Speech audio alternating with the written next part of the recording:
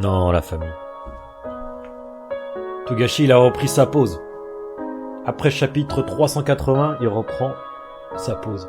Mais on n'est pas là pour parler de la pause de Togashi pour le moment, on est là pour parler du chapitre 380. Bienvenue dans le Père Castor volume 5. Aujourd'hui, on va parler... Putain, ça fait trop fou cul. Team Repson, la famille, c'est Ami. Aujourd'hui, on va parler du chapitre 380 d'Hunter x Hunter. Qu'est-ce qui s'est passé ?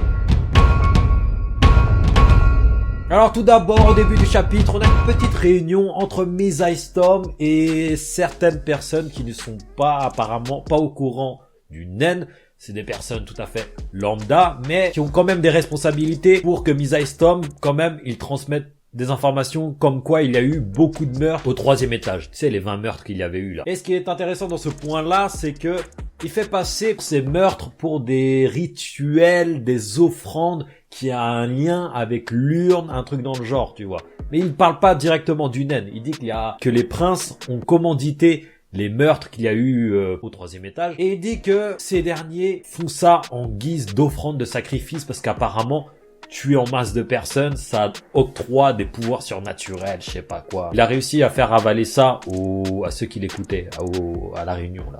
Peut-être un conseil, je sais pas qui c'est, mais c'est des gens assez haut placés pour entendre ce que Misa Storm dit. Autre point intéressant, il parle de la sécurité. On a quelques chiffres au niveau de la sécurité. Je pense pas qu'on avait abordé, que le manga avait abordé ça auparavant. Mais il y a quelques chiffres intéressants. Alors, apparemment, il y a 200 000 personnes au sein du navire. 200 000. Il y a en tout 2000 gardes du corps et soldats royaux en même temps. C'est mélangé, il y en a 2000. Et 40% des effectifs de ces 2000, c'est-à-dire 800, se trouvent au niveau 1. Et 30%, c'est-à-dire 600 gardes, se trouvent au niveau 2. Donc tu fais le calcul, 800 plus 600 est égal à 1500. En gros, il y a 1500 en tout de gardes du corps et armée royale au premier et au 2e étage. En gros, 3e, 4e, 5e, c'est géré par la mafia apparemment. Surtout le 4e et 5e. Le 3e, c'est un peu géré par les gardes royaux. Ce qui conclut qu'il y a 70% de la sécurité aux étages supérieurs. En gros, vous pouvez voir une grosse injustice. C'est que je crois qu'il y a 500 personnes, 500 gardes du corps qui se trouvent aux étages inférieurs. Par rapport au niveau 2. Alors là, je t'ai parlé de sécurité. Mais pourquoi on parle de sécurité ? Parce qu'en fait, l'un aussi des plus gros dangers du bateau, c'est la psychose des habitants, tu vois, des centaines de milliers d'habitants qui résident au sein de l'étage 4, 3 et 5, tu vois.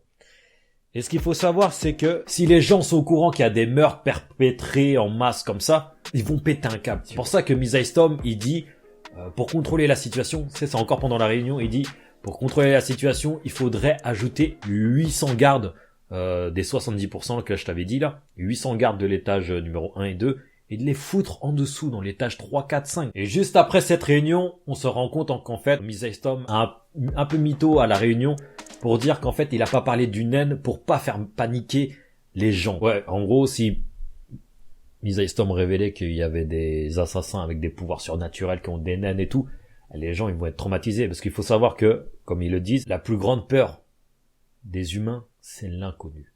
Des humains lambda, pas des hunters et tout. Et des humains lambda, c'est l'inconnu. Bon, par la suite, qu'est-ce qu'on apprend aussi dans ce chapitre ? On apprend que Finks, Feitan et Nobunaga se sont alliés au clan Sha. Et à un moment, le sous-chef du clan Sha, il dit à Nobunaga, tu veux savoir ce qui se trouve derrière la porte de l'entrepôt du clan Sha ? Nobunaga, il fait, ok, bon, franchement, je suis curieux à fond et tout. On va t'aider. Là, il parle au sous-chef du clan Sha.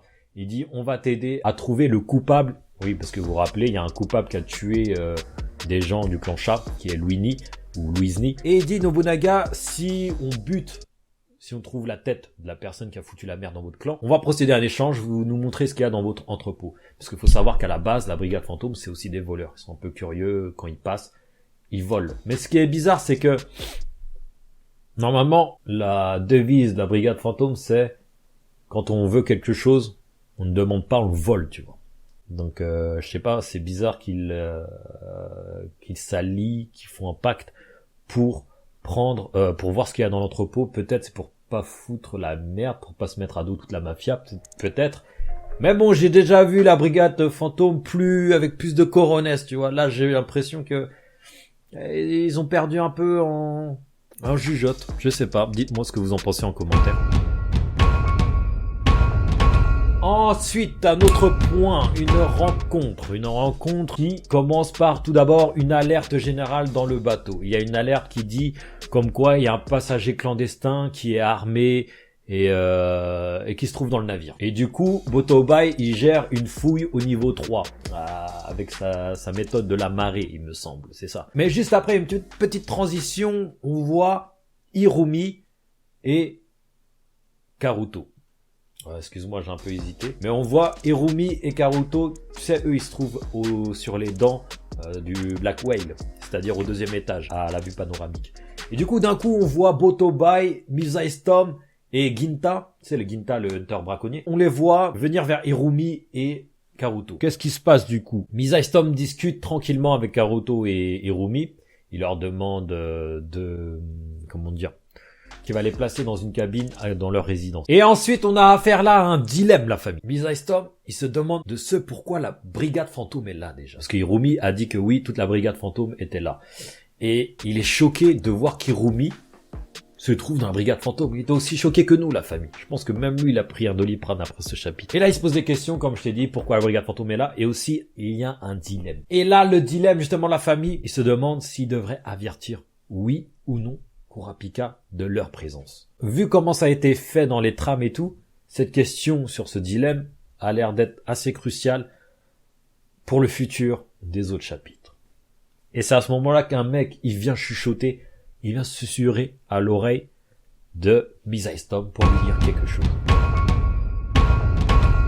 Le mec, il chuchote à l'oreille de Misaistom, il lui dit « Misaistom ». Bon, enfin, moi je t'interprète, hein. On n'a pas vu dans le dialogue ce qu'il y avait, mais il disait Misaistom, on a trouvé quelqu'un, un passager qui a pas de papier, etc. Viens voir, tu vois. Viens voir. Et du coup, là, on voit qui, la famille?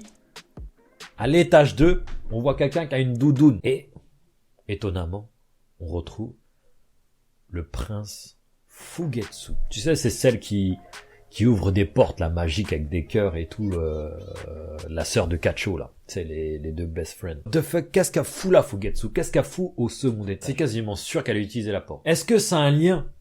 Répondez-moi, la famille, parce que je suis un peu confus au niveau des jours, etc. Parce que, si je me rappelle bien, à un moment, Kacho, quand elle avait dit à Senritsu, ou Melody, qu'ils allaient faire un plan, soit ils ont dit qu'ils allaient faire ça au 4e jour pendant le banquet, soit un jour mardi précis ou je sais plus quoi. Et je me demandais si le jour de ce plan, est-ce qu'il coïncide pas avec ce dernier chapitre? Parce que je pense qu'il y a un avancement de temps au niveau de l'heure. Et est-ce qu'ils ont en gros commencé leur plan d'évacuation avec Senritsu, Kacho et Fugetsu? Je sais pas, dites-moi. Ça n'a aucun rapport. Et le plus marquant à la fin de ce chapitre, c'est le petit « Je prends ma pause, la famille. Je prends ma petite pause. » Togashi prend sa pause, il reprend sa pause au bout de 10 chapitres. Laissez-moi dire ce que je pense de ça, la famille, avant de vous exciter. Parce que j'en vois des gens qui vont dire « Togashi, il abuse, il casse les couilles Togashi, machin et tout. » Bon, laissez-moi vous dire ce que moi, je pense. Le chapitre qui nous est proposé en ce moment, c'est celui qui me fait le plus... Non, c'est pas le plus, mais c'est celui qui me fait vraiment... Au niveau de mes neurones, là, ils sont en train de tourner au max, tu vois. Je suis obligé de prendre un café et tout pour comprendre, essayer de comprendre du moins, ce qui se passe dans les chapitres. Et je kiffe cette sensation, tu vois. Il y a 3000 trucs qui se passent en même temps, mais quand tu comprends un peu l'enclenchement, tu commences à kiffer le délire. Et je peux voir que Togashi, peut-être qu'il utilise même ses pauses pour peaufiner son scénario. Tellement tout est travaillé, dans le chapitre, tu peux voir des étages, des petites cases, lui il est là, lui il est là, lui il est là, lui il est là, lui il est là, lui il est là, lui il est là. Et grâce à ça, il fait des corrélations avec tous les trucs, tu vois. Et je me dis que, moi aussi je suis dégoûté que Togashi prenne sa pause. Mais franchement, il nous pond une œuvre de baiser dans le bon sens du terme. C'est tellement bon, tu vois, de lire du Hunter x Hunter. C'est tellement bon, la famille. Non, franchement, arrêtez de blâmer. Moi, je préfère un mec qui prend son temps qu'un auteur qui rush. Bon, je pense qu'on va s'arrêter là, la famille. Non, je suis deg. De toute façon, je pense que Togashi, là, il va revenir dans quelques mois, peut-être. Togashi. Faut qu'un de ces jours, je le capte. Qu'on se fasse une petite soirée ensemble. Je fais confiance en Togashi. Son œuvre m'a jamais déçu. J'ai bien dit, elle m'a jamais déçu, son œuvre. C'est quasiment parfait au niveau du scénario. Il y a quasiment aucune faille. Franchement, non, la famille, je vais vous laisser. Là. Faut que j'aille me défouler là sur Fortnite. Bordel, il y a un nouveau mode lance-roquette, il faut que je me défoule. On se dit à la prochaine, dites-moi ce que vous en pensez de ce chapitre.